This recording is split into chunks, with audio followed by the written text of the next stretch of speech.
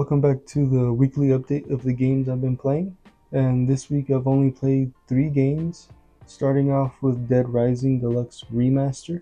Last week I got the 53,000 zombie kills to unlock the real Mega Buster. And for this week I decided to tackle the 7-Day Survivor Challenge in order to unlock the 7-Day Survivor trophy. Now, in the original version of the game, the infinite mode, everything was predetermined. The spawns for the food, as well as the survivors and psychopaths, they all spawned at a certain time at a certain place. And because of that, you were able to plan out your entire run. And in the remaster, it's completely different. The spawns for the psychopaths and the survivors are random. The food that is supposed to be on the ground or in the certain places it's supposed to be is still there, but the drops from like boxes are random now. It's more specifically the pizza place in the food court. The box that's in that place is supposed to spawn a frozen pizza, but it no longer does. It's completely random what you get. Now, because of the randomness of the remaster, you can't really plan your 7-Day Survivor run the exact same way you could in the original, but it is a little easier than the original since you can fast forward through time and not have to wait the real 14 hours that you would have to from the original version. So despite that, it is challenging still because the real Mega Buster has been nerfed from the original game. So in the original game you were able to fire it as much as you could without any delay really. In the new version, the real Mega Buster has a set firing rate and nerfs it completely, so it's not as reliable as it used to be. And the damage has also been changed as well. So honestly, you can just skip out on the real Mega Buster, but in order to complete the 7-Day Survivor in a timely manner, it's best you wait until you're level 50 so you have the max amount of health that you can have. But I also recommend you do the Saint run for the 3-Day Survivor run, the main campaign mode, because if you do the Saint run, which is saving 50 survivors or more, you unlock a new book that was added to the remaster that makes every weapon in the game invincible, like it will never break. So that's a must-have for 7-Day Survivor if you decide to tackle this. The way that infinite mode works now, like in the original game, the cultists would spawn after a certain day and they would also disappear once the special forces show up. In the remaster, the cultist and the special forces will appear alongside each other. So the cultists appear, I think, after day 2 or at day 2, and the special forces will spawn in at day 4 and will continue to do so. So you have to deal with both cultists and the special forces.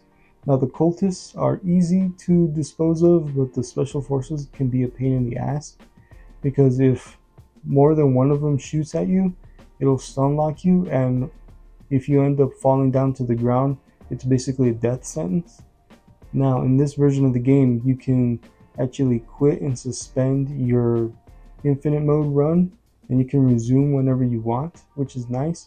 So if you do get stun locked by the special forces and you're about to die, you can actually quit to the main menu and resume your session, and it'll actually spawn you at the last entrance you used, so you can get out of there and heal up real quick. So that's what I did for this week for Dead Rising Deluxe Remaster. I'm still trying to maximize how long it'll take me to get the platinum so I can enjoy it to the fullest. So that was Dead Rising Deluxe Remaster. Sorry, I actually played 4 games, not 3 games. I just realized that I played 4 games, and the game that I finished up from last week is Forza Horizon for the Xbox 360. Now, I really enjoyed this game. It's a very solid open world racing game, and like I said before, everything this game does very well and really set the standard moving forward for open world racing games. As you can see, how many Forza Horizon games we've gotten since then, and how many other racing games followed suit with the activities that they have available in their games. If you've never played this game before, then I highly recommend you check it out. It is worth your time. Now, unfortunately, this game is only available physically now because the game was delisted digitally a long time ago. So you would have to track down a physical copy if you really are interested in this game. But honestly, I think it's worth it. And yeah, that was Forza Horizon. The next game I played during the week is The Legend of Zelda Echoes of Wisdom.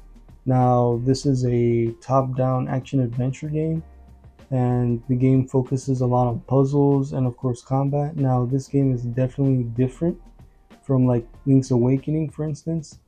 So, in this game, you play as Zelda, first off, and because you're playing as Zelda, she can't really attack straight on like Link can.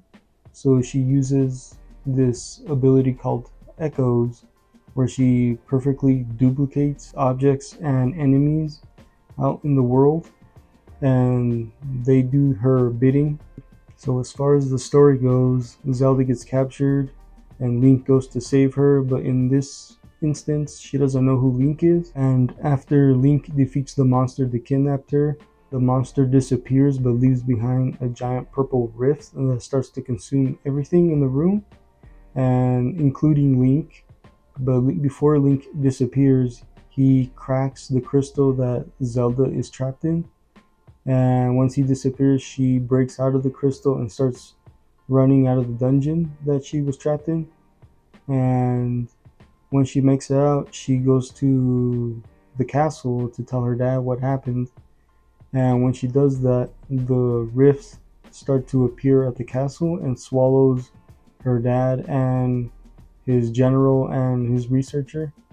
And once that happens, duplicates come out from the rift that are perfect replicas of all three of them, and they accused Zelda of being responsible for the rifts. So they had her locked up, and when she's locked up, there's this little ghost creature that comes to her aid that has been watching over her since she got kidnapped. And with the little ghost's help, she's able to use a staff that the little ghost gives her that gives her the abilities to use echoes. So that's like the main premise of the story, that Zelda has to pretty much clear her name from all wrongdoing for what's happening and save Link and the rest of the citizens of Hyrule. So the mechanics with the echo ability is similar to that of the Tears of the Kingdom game. So in Tears of the Kingdom, you were able to use your Sheikah Slate to manipulate objects to however you want. And in this game, it's very similar, where you can use your echoes to really traverse the world in any way you see fit. And the level of freedom this game gives you is pretty great. You're able to go anywhere you want on the map, but you still have to do the rifts. So you have to go into them and you have to clear them. And when you go into the rifts, they are basically big dungeons you have to get through and defeat the main bosses in those rifts. And so those you have to do. You can do them any way you want, but you still have to do those. But you can explore the whole map before you even tackle those if you really want to. But sometimes certain dungeons you're not meant to find yet, because some of the mini bosses, the optional bosses, are pretty powerful. And I found one that was underwater, and that boss pretty much one-shots me, but I did manage to beat it with the echoes that I had, but it was very difficult. So this game's difficulty isn't too bad except for that one instance, but you are able to increase the difficulty if you really want to, which makes the game almost not permadeath, but definitely a lot more difficult, because the objects in the world as well as some of the enemies will spawn hearts if you need them. And the hero difficulty, that's what the higher difficulty is called, will not spawn any hearts. So you can only heal yourself with potions and regular like items that you find to make smoothies for those drinks to heal yourself. So if you never played a Zelda game before, these games focus a lot on puzzle solving as well as just the combat, but the puzzles in this game aren't too difficult. There's only been a couple that had me scratch my head to figure out how to do it, but overall it's not too bad. Even though Zelda can't attack outright to her enemies, she does get an ability that grants her the usage of the Sword of Might, which is the sword that Link used in the beginning of the game. So this ability, she's able to transform into a swordsman and actually attack the enemies head on. But this ability only lasts a certain amount of time, and the only way to regenerate her ability to do this is these blue orbs that float around in the dungeons you explore. And you can upgrade this ability with either the how long it lasts as well as how powerful her sword is, and the items you actually need to upgrade it you get from exploring these dungeons. And yeah, that's a interesting thing that I did not expect this game to have. So if you really like this type of Zelda game, then you're going to like it. If you've never played Zelda before, and let's say you've only played Breath of the Wild or Tears of the Kingdom, I still think this game is worth trying out. The only downside to this game is the frame rate. So the frame rate for most of the time is fine when you're just attacking enemies, but when you're out exploring the overworld, the spin move that you're able to do to like cut grass or traverse faster, the game doesn't like that very much, so the frame dips and you can easily notice when it dips. So that's the only issue with the game, but other than that, it doesn't really take away from the experience. So if you really are interested in this game but are on the fence, I rest assure you that it's actually worth getting it. So that was Legend of Zelda Echoes of Wisdom. Alright, so the last game I played this week is Epic Mickey Rebrushed. This is a remake slash remaster of the original game from Wii. Now this is a platforming game with some dark tones. So it's similar to Alice Madness Returns if you ever played that game with the aesthetic, which is really cool. So in this game you play as Mickey, and in the story Mickey falls through his mirror after he wakes up, and when he falls through he sees a wizard painting a model, and once the wizard walks away Mickey decides to paint it himself, but he accidentally pours a bottle of thinner and pretty much corrupts the model, and he gets afraid, so he goes back to his room through the portal that opened up through the mirror, and he pretty much forgets what happens and decides to go on with his life. So you get a montage of all the cartoons that Disney put out for Mickey Mouse, and after he's been well established, this blob monster goes through his mirror and kidnaps him in his sleep, and he ends up in the model that he corrupted. But before he's sucked up into the model, he actually grabs the paintbrush that wizard used. So now that Mickey's in this corrupt model, he has to find a way out and also help the cartoons that are also in this model, because in this game all the cartoons that are in this model, in this world, they're all forgotten cartoons from Disney's past, and Oswald being the original mascot that Disney intended to use but couldn't because of copyright issues, they finally got the rights to use him again, so they made him a very prominent role in this game. So in this world, Oswald resents Mickey and decides to create this world in the image of Disney in the way he treated Mickey. So Oswald perfectly replicates some of the rides and stuff from Disney World and Disneyland. So that's pretty neat. But because of what Mickey has done, the thinner, corrupted everything, so everything has a dark tone, everything is destroyed, and the only way to restore it is the use of the paintbrush. Now, the gameplay mechanics in this game, it's a platformer, so if you've ever played a platformer before, like from the early 2000s, it's basically the same. Now, the main gimmick of this game is the paintbrush. So you have the ability to use paint or thinner paint. If you use it against enemies, they become friendly and attack other enemies for you. Now, if you use thinner, it just destroys the enemies.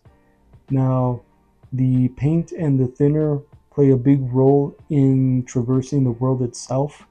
You are able to use paint to reestablish and reconstruct certain paths and walls in the game that help you traverse forward.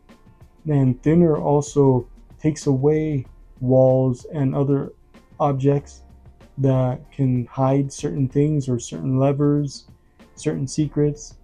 So you can really go through every nook and cranny in this game looking for anything and everything. And honestly, everything this game sets out to do does it well. The developer that remade this game did it with such love and care that not only respects the original source material in the game, but really brings it to modern audiences. So from what I played of the demo, I was impressed with the game itself, but there were certain issues with the demo, and fortunately the issues that I had with the demo were pretty much solved in the full release. So the weird flickering that was in the loading screen for the demo is completely gone. The game itself, it runs fine. Doesn't have any frame drops from what I could tell.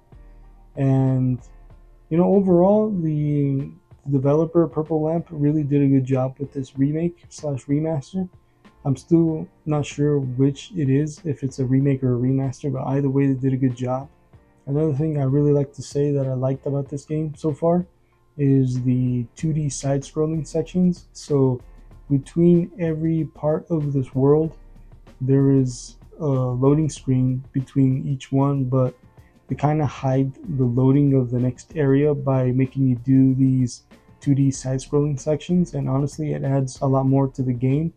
And these 2D side-scrolling sections are inspired by old Disney cartoons, from Oswald to some of the older Mickey Mouse cartoons like Steamboat Willie. And in these 2D scrolling sections, you can actually find film reels that you can watch in the hub world once you get there.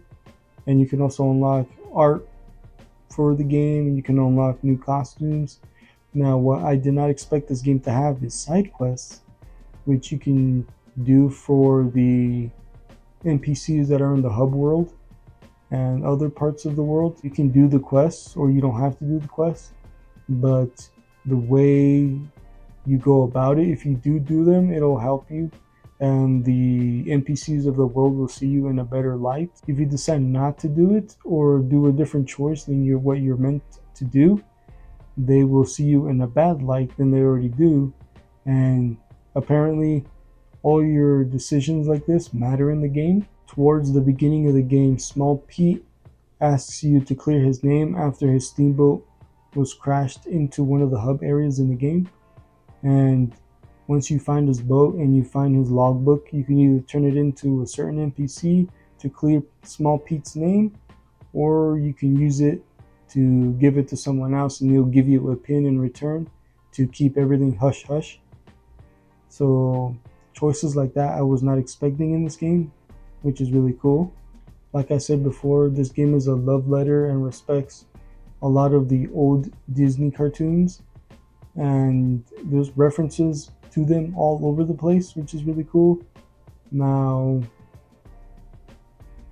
the bosses in this game are also very unique and really play to the mechanics in this game. So in these boss fights, your camera is fixed on the boss, so you can't really move it. The only thing that you can move is the cursor that you use to shoot paint or thinner at the boss. And depending on what you do to the boss, if you use thinner, it'll react a certain way. If you use paint, it'll react another way. So you really have to choose on which path you want to do. And I have a feeling this will probably affect the outcome of the story, but I'm not sure. I haven't beaten the game yet. I'm still somewhat early on in the game. I think I'm like 5 hours in, so I'm not sure how long the game is itself. But so far, I'm very impressed, and I'm very glad I actually decided to get the full game. Yeah, if you love platforming games, I highly recommend you check out Epic Mickey Rebrushed.